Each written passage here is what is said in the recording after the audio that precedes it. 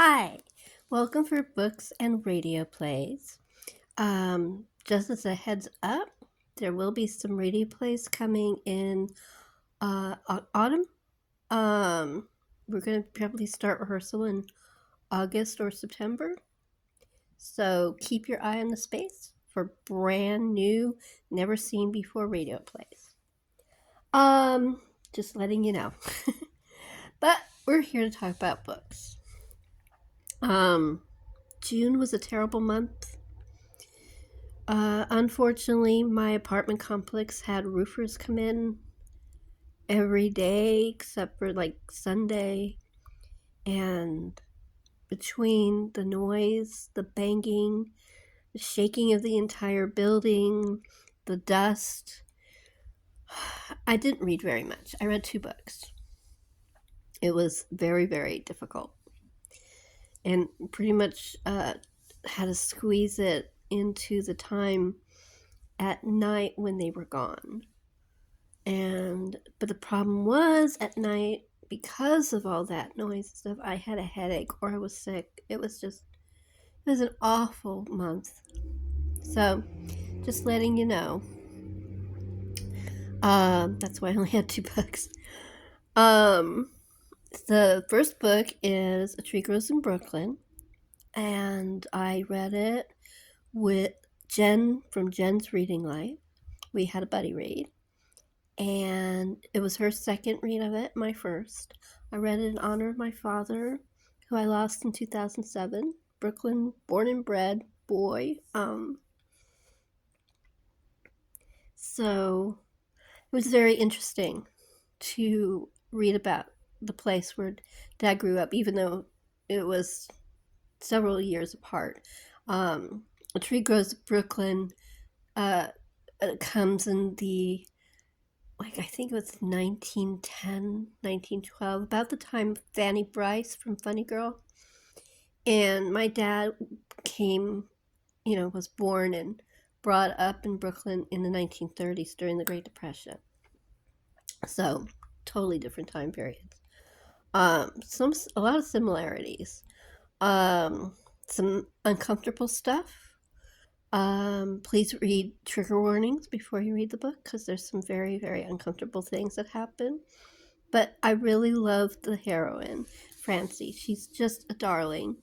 She wants to be a writer. That's what her whole life is focused on, even through all the great difficulties that her family has to go through. That's what she does. She works on her writing all the time and lives in her imagination and tries to focus on that away from the bad stuff. This is a really delightful coming of age story. It gives a good idea of Brooklyn during the time. I gave it 4 stars. I thought it was a delightful read. But like I said, there are some uncomfortable parts. Please read about trigger warnings.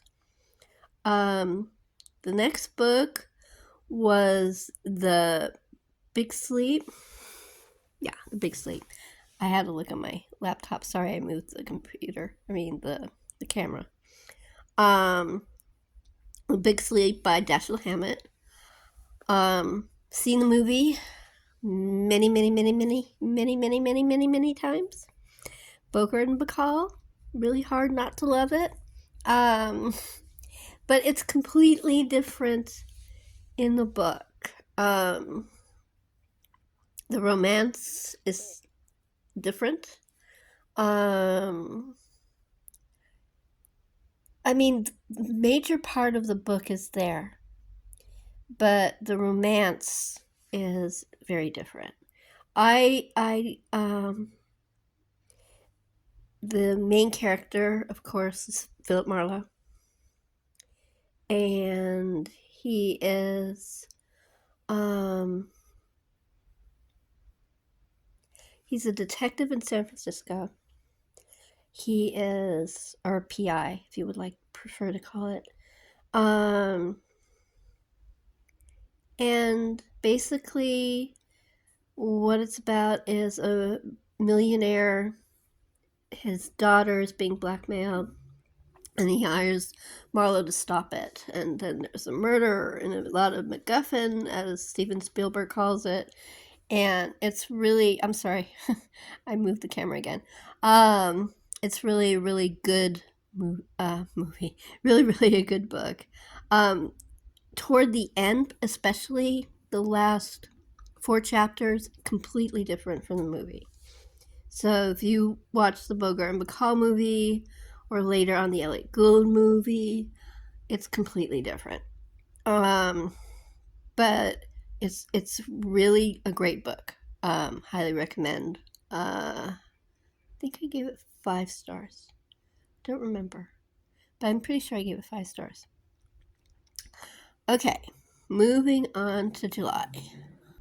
Okay, I read the for July. I read The Red Pony by John Steinbeck. They had a group. The group read was for Grapes of Wrath, but I didn't have time, so I grabbed. I've been collecting Steinbeck because I wanted to expand my reading of them, and I didn't get on very well with The Pearl. And there are parts of the story I don't get on very well. This is another one. Please look up trigger warnings, because there's one that's actually 2 scenes that really you should check out if it's going to disturb you and disturb me. But the writing is beautiful. Character development is incredible. Scenic is just amazing. I mean, definitely deserved the Pulitzer Prize. But there are some disturbing scenes, and you should be aware of it. But yeah, Steinbeck's brilliant. And then I read Northanger Abbey, and again, it was for Jane Austen July, and I had just read Emma, which is the group read. So I read Northanger Abbey. And I really enjoy it. I always enjoy Northanger Abbey. I just wanted a fun book that I didn't want to think that much. And even though there is a lesson in it, and she's trying to show about. Sorry, I wiggled my arm. Definitely worth uh well, Jane Austen's always worth reading. Um it's that's this is my that was my first book for Jane Austen. I do have 2 books from the library on my audiobook. One is Jane Austen's Bookshelf, and the other one is Longbourn. Those are the 2 books for Jane Austen July that I'm reading now. Now, I don't know if I'm going to get to all these, but these are the books I picked out for the prompts. I got Lady Susan for one of her writings outside of her main 6. I got Love and Friendship for the Juvenila, and I got Miss Austen by Gil Hornby, and 1 minute. And I got The Quiet Gentleman by Georgette Heyer for a book set during the Regency period. I've never actually read a Georgette Heyer book, so I'm really looking forward to this. It's a really pretty copy. It's a handbook. You can tell it has a little 4 on it. So I'm looking forward to my Jane Austen July. I hope I get to read all these books, but I hope so. Cross fingers and toes. Now for Star Trek, I think it's Star Trek Summer 2025. It was before June, but now they've expanded to the whole summer, June, July, and August. And I was going to read it last month, but I told you what happened. So I'm going to try to read it this month. This is Relics. It's the novelization of the episode with James Doohan. I love it. It's one of my favorite episodes. Definitely worth reading the book and watching the movie. This is a reread for me, so I'm really looking forward to it. Now, I am not buying many books because right now I financially can't afford it. But this book, the one on the left-hand side with Natalie Wood on the cover, Marjorie Morningstar. I the I've been looking for it since I moved into this apartment complex. I don't know what happened. It was a hot summer day when we moved, and it probably was in the box for about 4 or 5 days. But when I pulled it out, it exploded. I mean, papers everywhere, the cover crumbling in my hand. And someone said the glue melted, but it wasn't sticky. It just crumbled. I don't know. It was terrible. Now, the book next to it was a book I bought because I wanted to reread it.